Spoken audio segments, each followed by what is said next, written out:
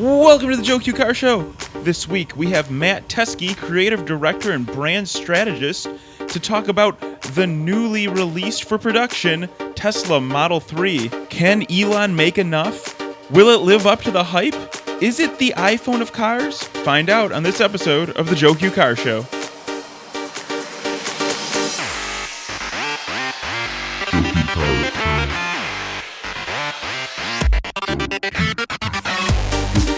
I'd like to officially welcome Matt Teske onto the JoeQCar Show. How you doing, Matt?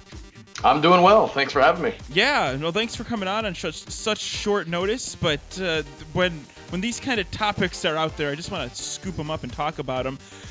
This week, we really are talking about the Tesla Model 3. And Matt, you made a really interesting observation. I saw this over on your LinkedIn page, and then it was a comment on a Guardian article about how people keep using the term iPhone of cars for the Model 3. And you had a couple of things to say about that, and I wanted to kind of go back and forth with you on them.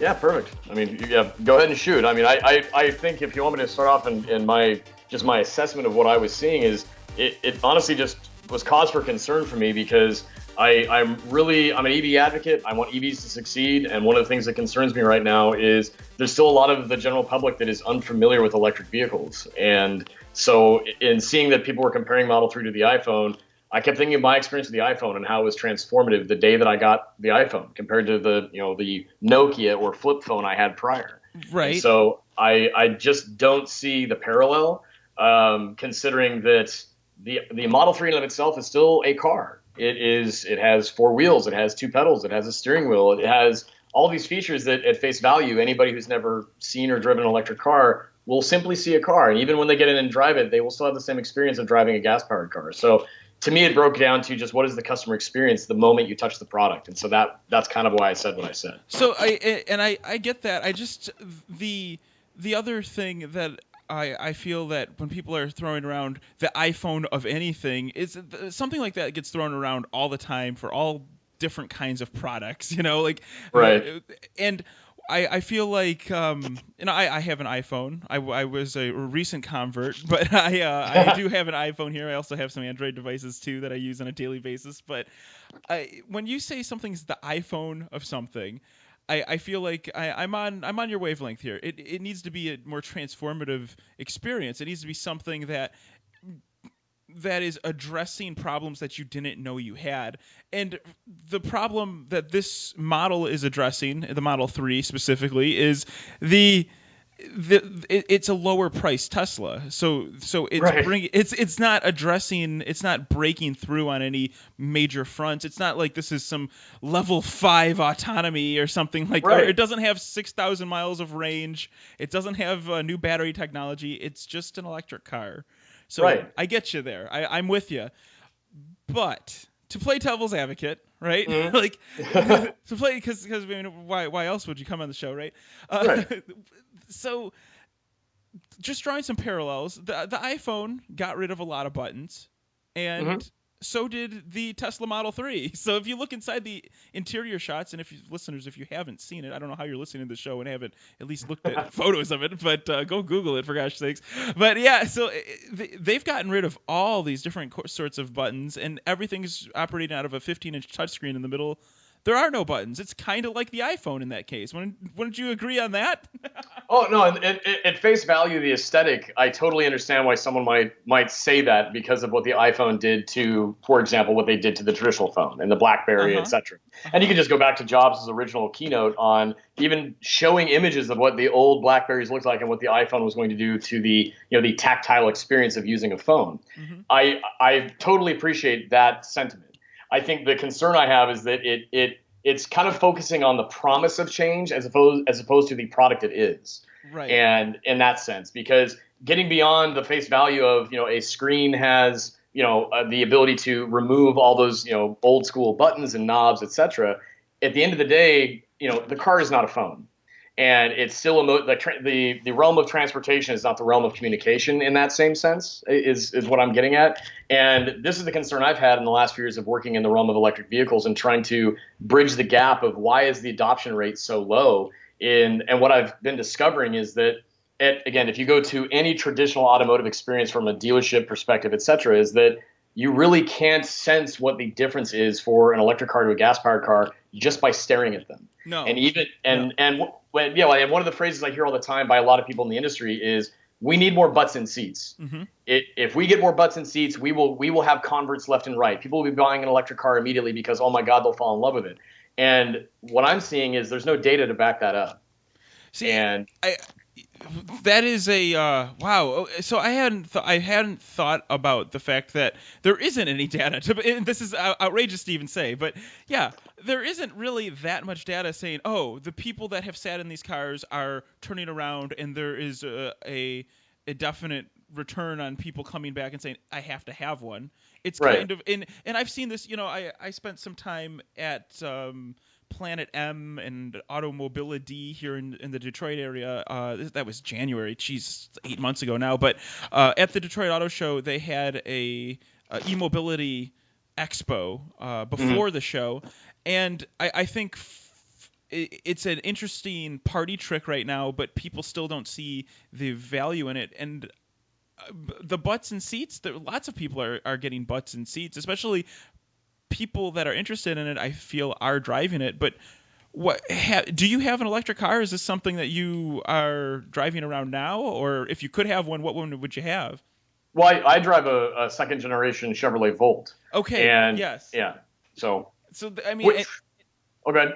I was going to say that kind of bridges the gap, and that would be the way I would go if somebody said you have to buy kind of a next generation vehicle. I would go buy a Volt Gen 2. I think that's a solid choice right there. Actually, no, I would pick up a used ELR because that's the kind of person I am. But hey, it's a sexy car. It was right? like the sexiest EV. The problem is that a price tag on it that everybody's eyebrows went from the forehead to the back of their head. I would never buy one new, but I would totally scoop up an ELR in the used market. I think totally. It's a deal. Yeah, I agree with that 100%. Yeah. So, but the thing is, when I drove a Tesla for the first time, the first actually electric car that I drove was a Nissan Leaf, and gosh, that was in 2011, 2010, and that was not a transformative experience. It really felt more of like a glorified golf cart. Yeah. I mean, that's a harsh thing to say, but it didn't really impress me much. And I had a Ford Focus at the time, and I was like, it's quieter. Who cares? Well, actually, you just made a very, very valid point. And one of the things that I have been pinpointing is all the talking points that have been used for years with what are the selling points to electrics. And oftentimes the butts and seats thing I hear all the time. The other thing I hear all the time is the fact that, oh, they're so much quieter. And, you just point out, well, I guess it is quieter, but even the way you said it was like, but that's not enough of a selling point for it's like, thing. It doesn't, the quietness is nice. It's a nice to have, but it doesn't defeat the range anxiety problem that the industry still has, even with the Model 3 out there. They're touting the long range model is 300 miles of range. Mm-hmm. I don't know if that's still enough. I know the average commute, it's less than 60 miles or somewhere around there.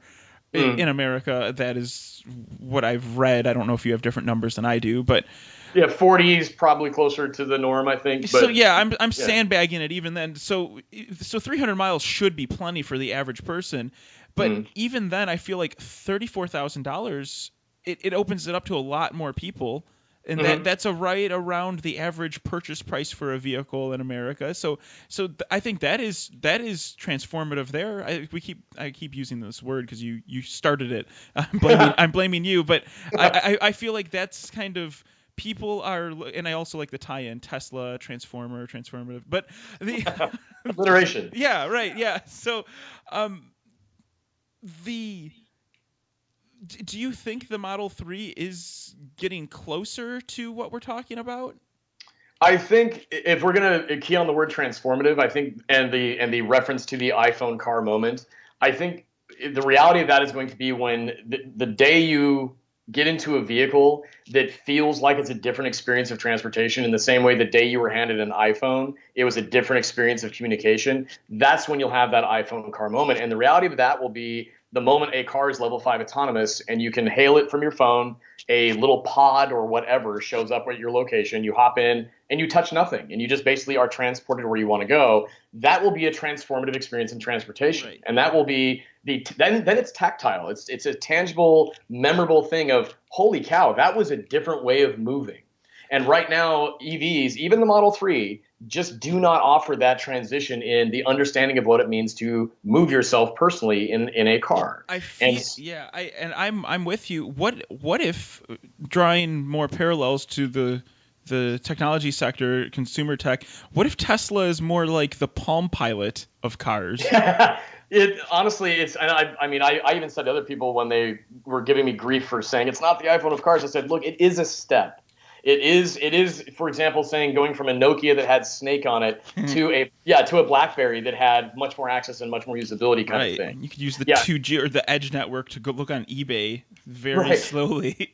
Right. No, and so I think it is a step in that sense. And the reason why I positioned, what I said is with the intent of not to downplay Model 3's greatness, if you want to use that word. There are many things about it that are wildly attractive. And I mean, full disclosure, I'm a Model 3 reservation holder because I think it is a great car and I expect to get the benefit out of what Tesla has done with respect to what EVs are. But I'm also not going to get ahead of myself and drink the Kool-Aid so hard to say, oh my God, it's going to change how everybody views being in a car. And that's what I kept seeing with respect to, again, that butts and seats scenario is you'd see these ride and drives of people that would, they would show up, they'd be curious. I mean, National Drive Electric Week is coming up in September, which is a great time to engage new people. And I think the expectation you set should be realistic. And the idea that if they drive it, they'll buy it. I think in reality, what was happening and what I've seen in my experience is that someone who's been driving a gas-powered car, say a Subaru or a Corolla or an Accord forever,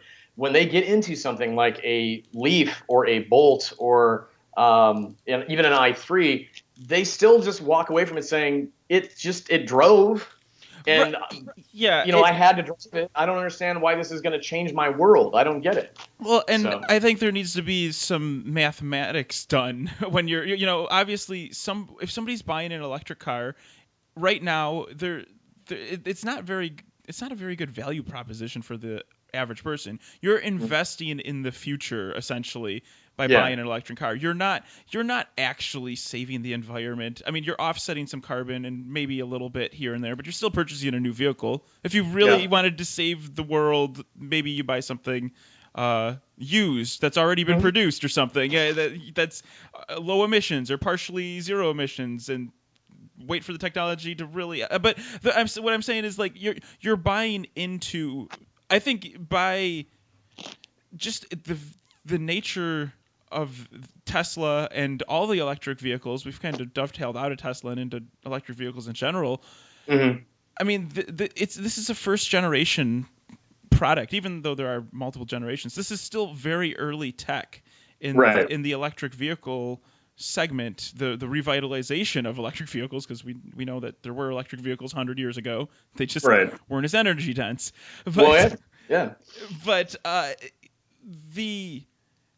what's the special sauce? You're saying it's autonomy. I think the special sauce to saying this is as transformative as the iPhone was to communications will genuinely be the new experience of transportation, which will be autonomy. Will be the living room experience, the living room commuting experience. Yeah, and even then, I think that what the promise, and I keep saying people are hyping the promise of the Model 3 over the product, the promise of it having full hardware built into it for various levels of autonomy in the future. Again, that's where Tesla is doing things very well, and they are effectively future-proofing what the car will be. But then the commentary of people saying, "Oh, it's going to be level 5 autonomous," and I'm thinking, okay, look. Then you get into the nuance of what do various levels of autonomy entail. Level 5 means there's no steering wheel. Right. It is just a living room and you just go somewhere. So at best, Model 3 will be level 4. And then what I just said right there, I have to kick myself because I'm getting into the weeds of things that the general public just goes, I don't care. Level what? Circling back around to the general public, I do think this is a big moment for Tesla, a company, but I don't think it is the iPhone moment for the industry. This is something that people that are into EVs and quite frankly, more affluent people are going to be into. If you can afford it, I think it's something that they will check out.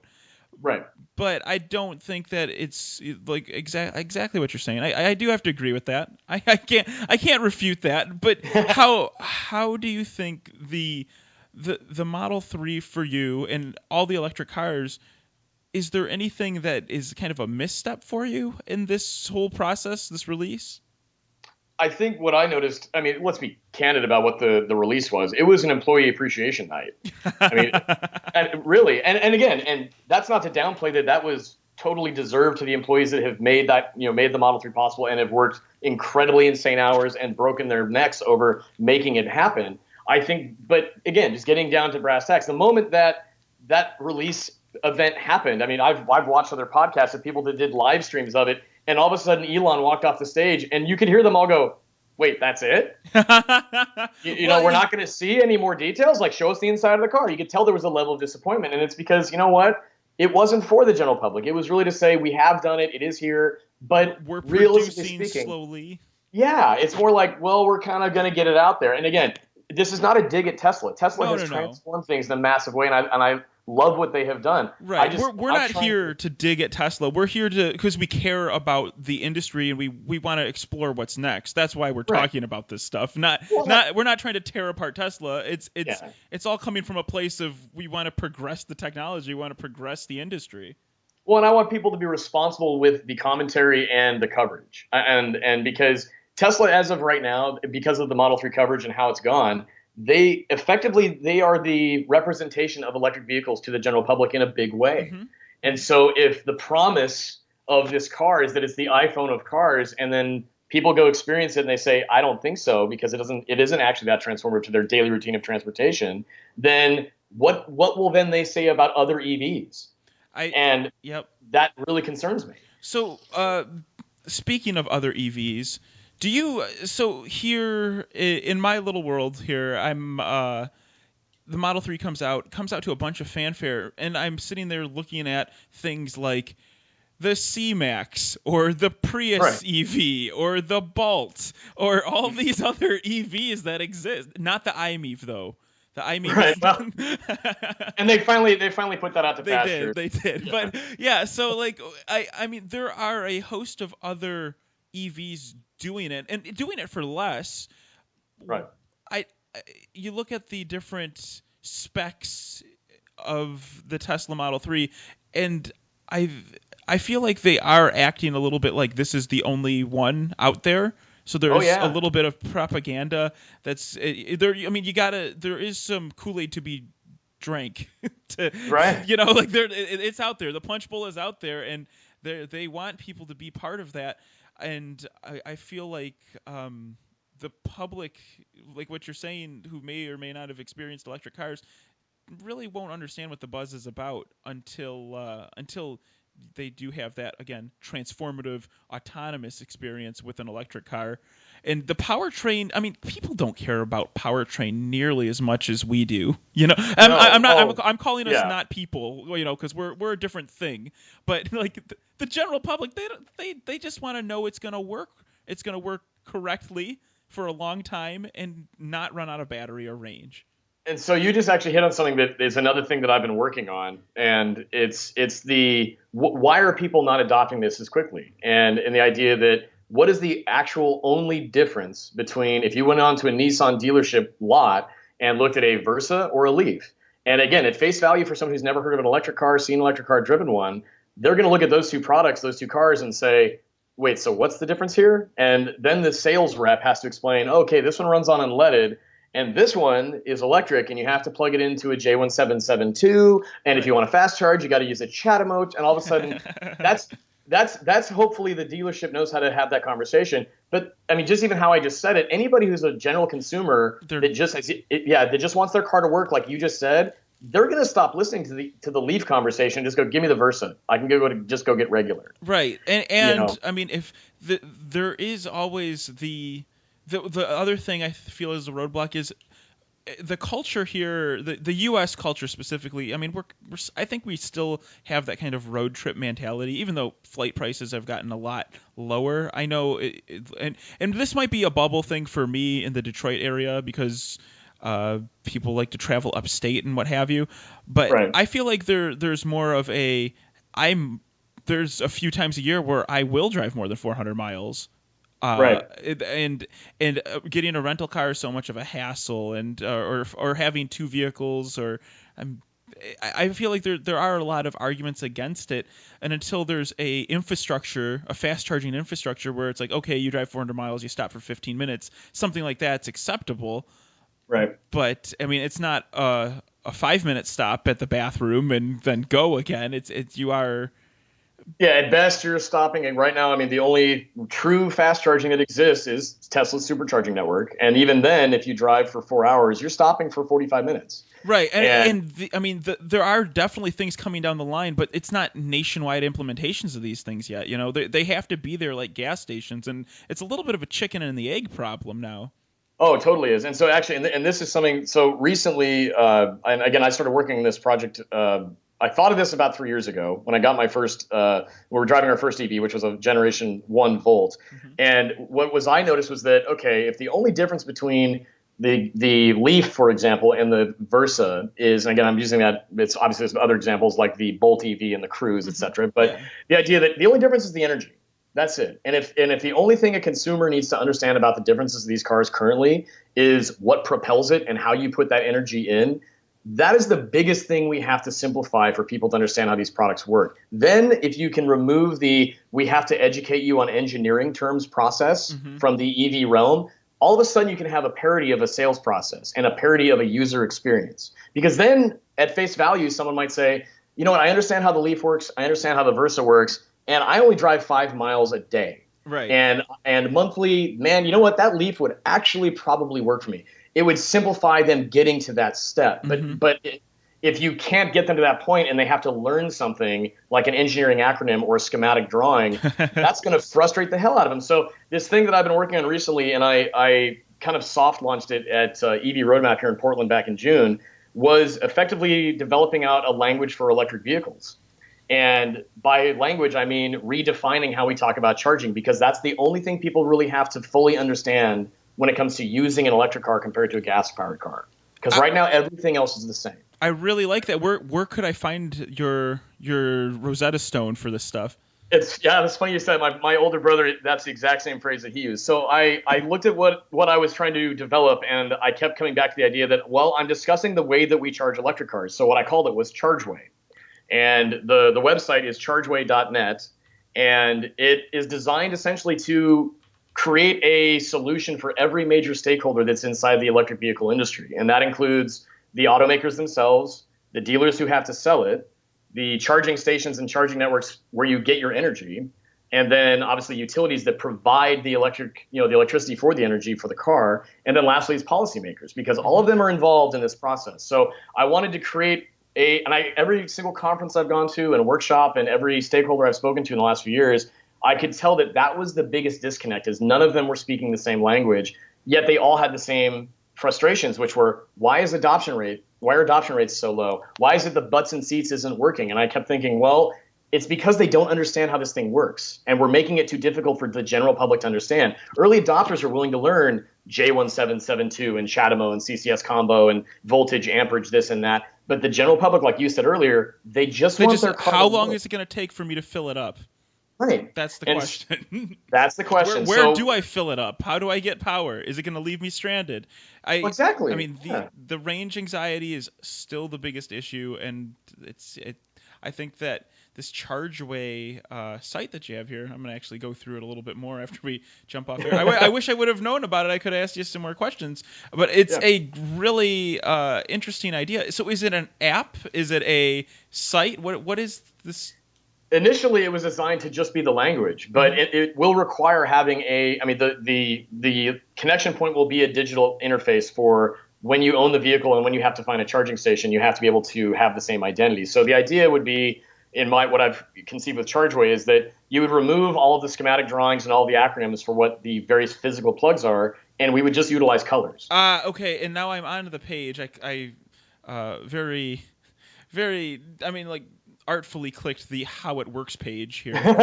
Yeah. and I see what you're talking about. So Yeah. the different types of chargers would be different. You have your green plug, which is, I don't know what one that is off the top of my head. Chatamo. The Chatamo, and then you have your type 1 plugs here that are blue. Yep. And then your red ones are the Tesla specific ones. Yep. So you simplifying the language, like, oh, I use a blue plug. That's all you'd have to say. Right.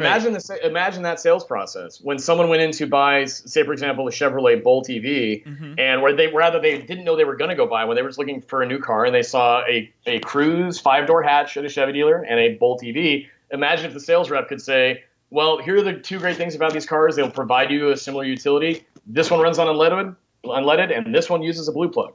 Right. And that's it. That's all you got to say. Know your speed here. That's Well, and the know your speed is. Yep.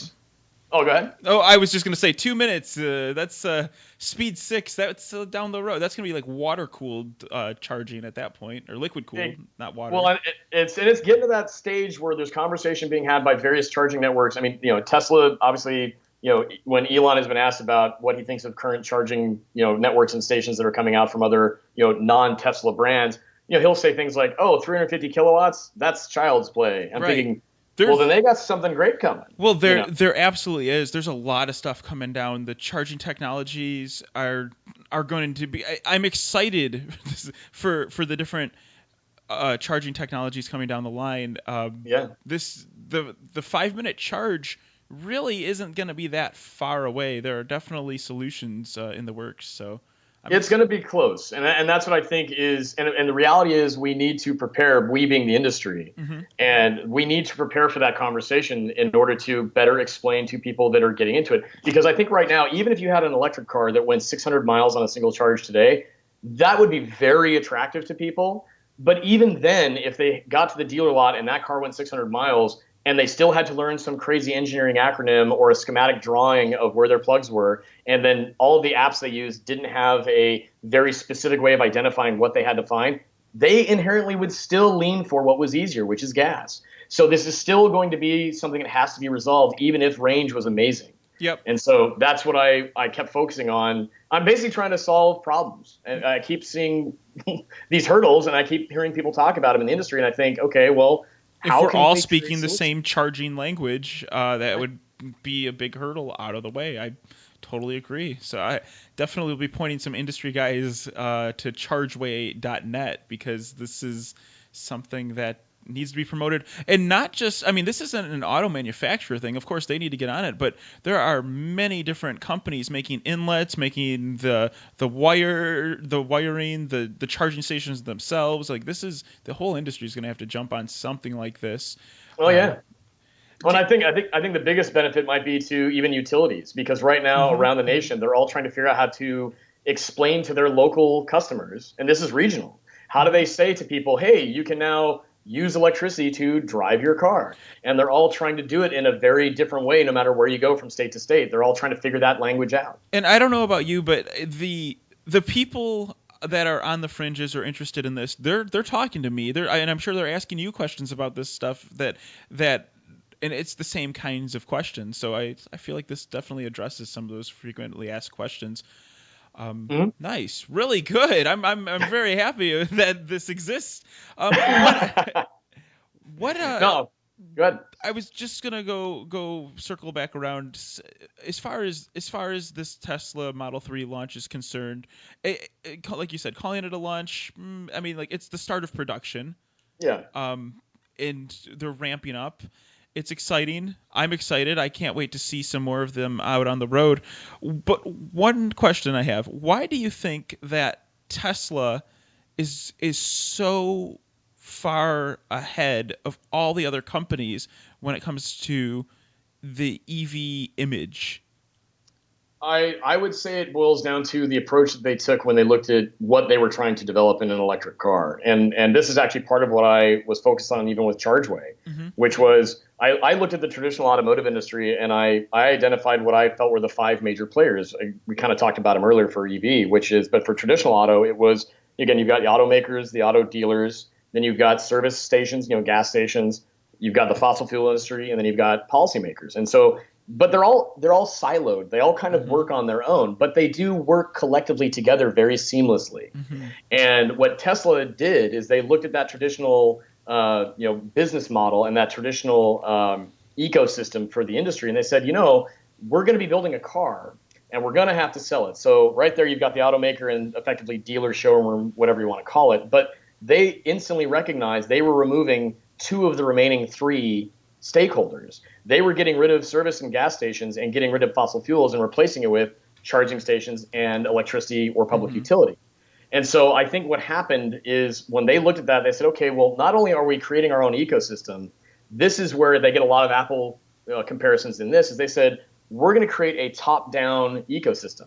So we are the automaker, we are the showrooms, and we're also the place where you get your energy. And so that I just read an article, and I'll link it over to you and to anybody who wants this.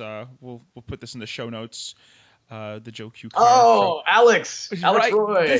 So this is exactly what you're talking about. And man, if Alex Roy, if you're listening, please come on the show. I can't wait. I just got done reading this article, and what you're saying is exactly what Alex Roy is saying here in this article on The Drive. So look for it in the show notes. But this, what does he call it? Asymmetric war against the auto industry. Oh yeah, he took it to a new level. So I was on a podcast with Alex a few months back, and I discussed what I just discussed with you about that ecosystem piece, and what the same question came up is, why does Tesla get so much love? And I explained what I just explained to you on that podcast. And Alex, I think, again, with respect to that same thing, he's on the same page. Right. But he took it that step further with his, again, I love his, the comparison to war. It is. Because he said, hey, this isn't just about, hey, we changed an ecosystem. We really said we're taking it to you in a way that you're not prepared for. And basically, it's going to be, come hell or high water, someone's going to win. Right. And yeah. Exactly. I feel like Tesla is a automotive manufacturer who happens to be, it's a power company that happens to build cars. Right. Like this article is saying it is a war, and the other companies have this. I'm going to use a term here called corporate inertia, right? Like the other companies have they're set in a direction, and it takes a long time to change course, especially and react to these kind of things. And not to say that they don't have skunk work programs working on these kinds of vehicles, but they're not ready for the full-on assault from like exactly what you're saying, from every angle, from the way you buy the car to the way you power the vehicle. It's a different way of going about automobiles, period. It's just the whole... Yeah. And that's where Tesla is from a customer experience perspective. This gets full circle to, for what Tesla is on the customer experience and what it means to engage with the product. This is where they did get it right in a big way, and they changed the model, is that of those stakeholders that have always existed in the traditional automotive realm, consumers, they only ever have to worry about basically talking to a dealer to buy the car, going to a service station to, get their energy. And they do have a sense of what the fossil fuel industry is, because fossil fuels, Exxon, BP, they all have their own stations. People get a sense of how that all works. And within that customer experience realm, with the traditional automakers, they have a big problem of tension existing, because the customer experience of buying a car from a traditional automaker hasn't changed, in the sense that they still have to go to that siloed entity, which is the dealership. But instead of going to that gas station and understanding fossil fuels, now they have to find charging stations and they have to use public utilities as the way of understanding it. And there's a massive disconnect there. And because it's still siloed, that is the language by which I wanted to develop with ChargeWay, was to help that conversation along for that customer experience area. Because Tesla, when they did their way, they said, hey, we have our showroom, and we actually provide you where to plug it in and charge it. And guess what? We're going to even offer you the ability to create and save your own energy at home. I mean, they have a streamlined customer experience that none of these legacy automakers can match. Right. Also, here's some solar panels for your roof. Mm-hmm. You know, like they power. Yeah. They do it all. It's pretty. This is why I don't think Tesla will be like Palm, like the Palm Pilot, because I feel like it's a little bit better implemented, to say the least. But yeah, and I think that's where the comparisons to the iPhone and that whole era break down a lot more. So I'm really happy you came on to talk about it. Kind of set the story straight. I just wanted to have you on here to talk about the Model 3 and that Guardian article, but I'm glad we went all over the place. This was a really good time. Yeah, well, this is what I do every single day. Oh, you're real polished at it. That's amazing. Yeah, well, it's polished, I hope, but at the same time, I hope that the conversations that we just had and this type of commentary, helps other people see where things are going well and where things maybe we need to pump the brakes a bit and really kind of, center ourselves for reality for what we need to do to make EVs truly successful in the eyes of the general public. So, Matt, where can people find you and find more information about you? Where should they look? Yeah, if they want to find information on what I've done traditionally with my work, it's teskedesign.com. I'm a marketing and branding consultant and professional in the EV and automotive space. But also on Twitter, I'm Mr. Exit. It's my last name backwards, MREKSET. And yeah, basically that's where I have my few rants and raves on Twitter. But most of what I do is behind the scenes. I'm usually the guy behind the guy, but I'm always happy to engage with and talk to more people about this topic and what's happening in the realm of transportation, because I think it's awesome. Absolute pleasure to have you on, and can't wait to talk to you again. Cool. Thanks, Joe. Thank you to everyone who's liking and sharing the show, and thank you again to Matt Teske for coming out, and thank you to Nail 1200 for doing the theme music for this show, the JoeQCar Show.